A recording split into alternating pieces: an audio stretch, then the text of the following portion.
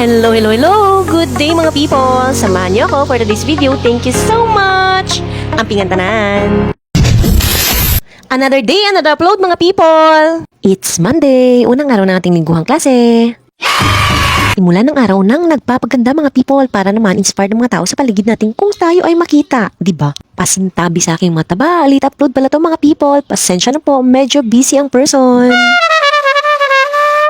Fast forward mga people at natapos na nga tayong mag-retouch. Diba? We need to retouch mga people kasi sabi nga nila, the best visual aid in the classroom is the teacher. Sabi nga nila, dapat magkaroon tayo ng tatlong katangian, the tatlong M, the 3 M's mga people, matalino, maganda at mabait dapat si teacher.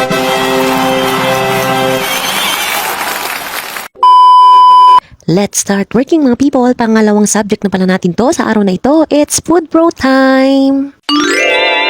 Yes, you heard it right mga people. It's 10 a.m. in the morning and it's specialized time para sa akin. Sa mga oras na to, we are finalizing pala kung ano yung mga kulang ng mga learners para aware sila at pwedeng makomply within the day mga people. Yes, you heard it right mga people. Binigyan natin sila within the day kasi kung gustuin talaga nila ay matatapos nila sa isang buong araw. Di ba nga base sa ating paniniwala, kung gusto, maraming paraan. Pero kung ayaw, maraming dahilan. At kung nakikita nyo nga mga people, sabay ang pag-check natin sa pag-i-input natin ng mga hindi natin na-input na mga output nila. Mahaba-habang pag-check to mga people dahil nga malapit-lapit na ang ating due date, ang submission of grades.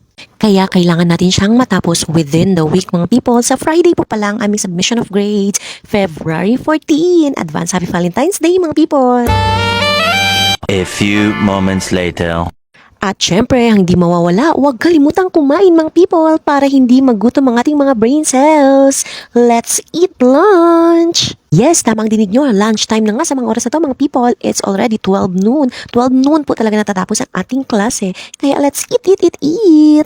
Eating time na may konting chikahan mga people. Yes, of course, hindi mawawala ang chikahan. During lunchtime lang naman yan mga people kasi nga minsan hindi kami nagkakasabay-sabay sa faculty room due to the schedule of classes. Kaya sa mga orange ng lunchtime at break time ng 9:30 a.m., dyan kami nakikita-kita at dyan kami nakakapagtsikahan mga people, nakipag-chismisa, nakipag-maritesan for short mga people for the professional growth. Kung nakikita nyo naman, no, sarap na sarap nga tayo sa ating nabiling ulam mga people, nuot hanggang buto ang ating pagkagat. Siyempre naman, para hindi masayang ang ating money, ang ating pera mga people, kailangan nating simutin ang bawat na iwang laman sa ating nabiling ulam.